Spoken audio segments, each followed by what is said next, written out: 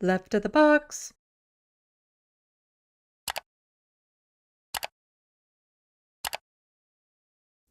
Do I like Justin? No. I have called him an arrogant, entitled, selfish prick, and I stand by those words. 'Cause for as good as he does, and you see, like when he's up on stage, and the words that he says sometimes are very supportive, sometimes are very good, but it hides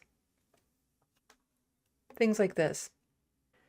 So this is from Jenny Wan, Nonprofits, and she's a NDP MP. Nonprofits been advised that effective 29/6/24, rental geared to income homes, RGI units, will need to revert to market rent as soon as turnover of existing tenants occurs, as subsidies will not be renewed beyond 2028. Canada will permanently lose thousands of low-income, rent-geared income units. See, Justin went up on stage and he said, we have all these new affordable units out there and it's going to be great. And this is going to help the housing crisis. And he gets all the attention for that positive message. But then this happens when nobody is looking. So all of those rent-geared income homes are about to go away. They weren't permanent. They were just temporary to make him look good. But it wasn't a fix. It wasn't even a Band-Aid to the solution.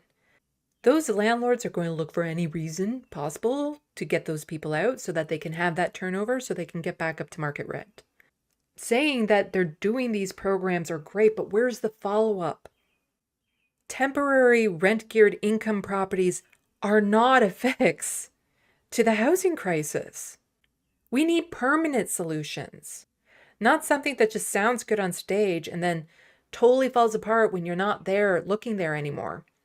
But then there's also things like this.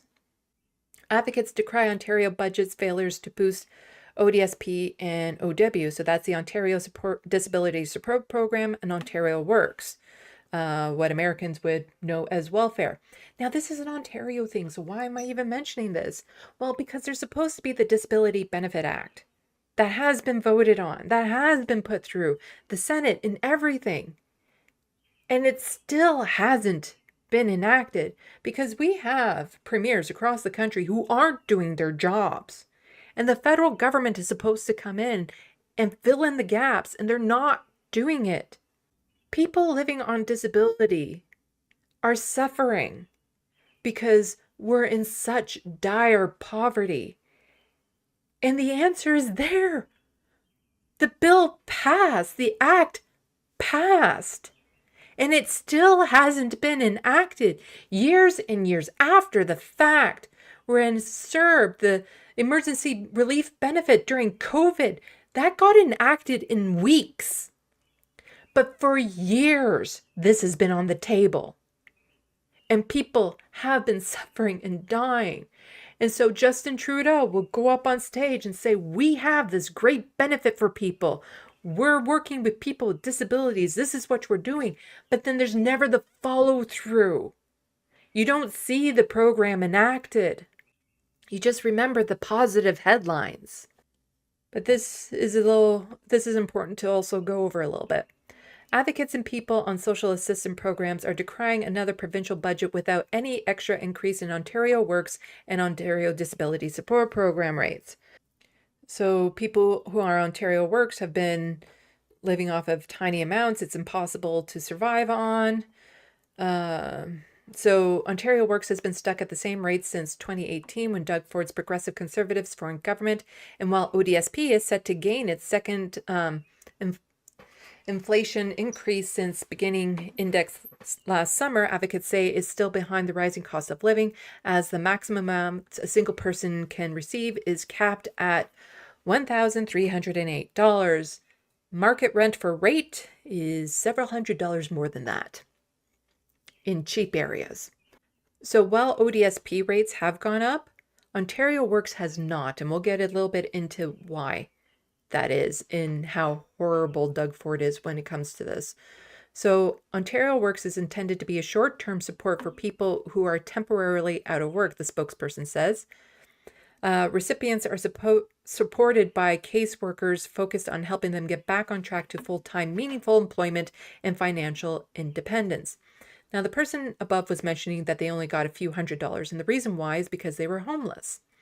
And when you don't have to pay rent, you don't get the housing allowance. And this is how much those housing allowances are. So here it is, average rent in Toronto compared to social assistance shelter rates in Ontario. So for a single person on Ontario Works, they only get $390 that goes towards housing. And if you're unhoused, of your meager amount that you get, you will then get denied that. So people who are single on ODSP, $556. Where the fuck do you find anywhere to live on that amount? Not even a shared room. Not even a shared room with 5 other people. Can you find a place with rent that low? Because average rent in Toronto is almost $3,000. And yet this is what they give us for housing allowances. And for the people, the MPPs at Queen's Park, their housing allowances are $2,400. That's just their housing allowance on top of all the other benefits and payments that they get. But for people living on disability and Ontario Works, we're expected to get by with not even pennies. So Stapleton said the discrepancy between rates is particularly worrying since many on Ontario Works should be on disability benefits but face barriers to accessing health care system where they can receive their rights the right referral. Stapleton pointed to Ford's comments last summer about those on Ontario Works. At a conference, Ford said, if someone is on ODSP, I'll support them for life. No, he won't. No, he won't. As for Ontario Works, he says, it really bothers me that we have healthy people sitting at home collecting your hard-earned dollars. And you see, that's the problem there, which was just mentioned above. A lot of people who are on Ontario Works should be on Ontario Disability, but they can't get on it because, like they said, the barriers, people are automatically denied. You have to reapply. We have a shortage of doctors and family doctors. You need a family doctor in order to apply to get on disability. So there's a lot of people who should be on disability that can't get on disability. And for the people who are on Ontario Works, once you fall into that cycle of poverty, it is so hard to get out of it. Like, there's so few jobs out there that will pay enough to begin with to give you any sort of decent quality of life. But once you've been out of work for a while, once you've become unhoused, how are you supposed to get a job? How do you put that on your resume? Nobody will hire you. Nobody. Like, I can't get a regular job again because I will never make it past the resume and interview. Like, nobody will even look at my resume. With all the gaps that I've had, the fact that I've been on disability, the fact that I am on disability, all of that. Nobody would hire me. Nobody will hire somebody if they're unhoused or if they have multiple gaps in their employment history.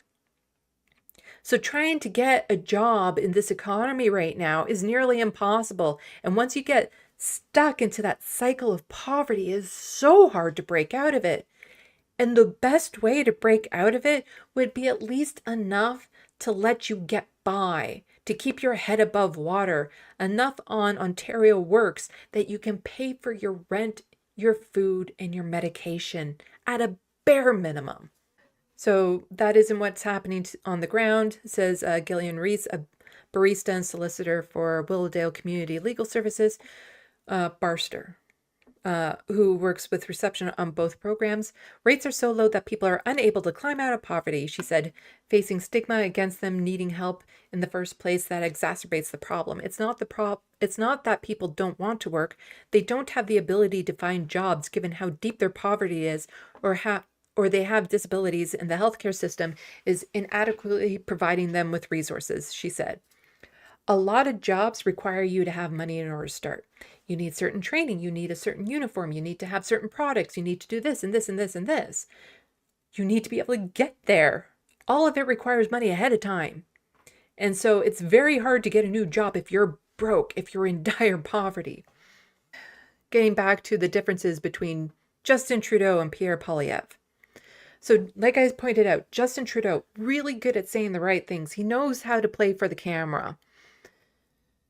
The policies don't always match up, and that's the frustrating part. He does leave a lot of Canadians out to dry, especially people living with disabilities, Indigenous peoples. He's horrible with policies when it comes towards Indigenous peoples and their communities, and a whole bunch of other things like climate goals and all that sort of stuff. But he knows how to play the game.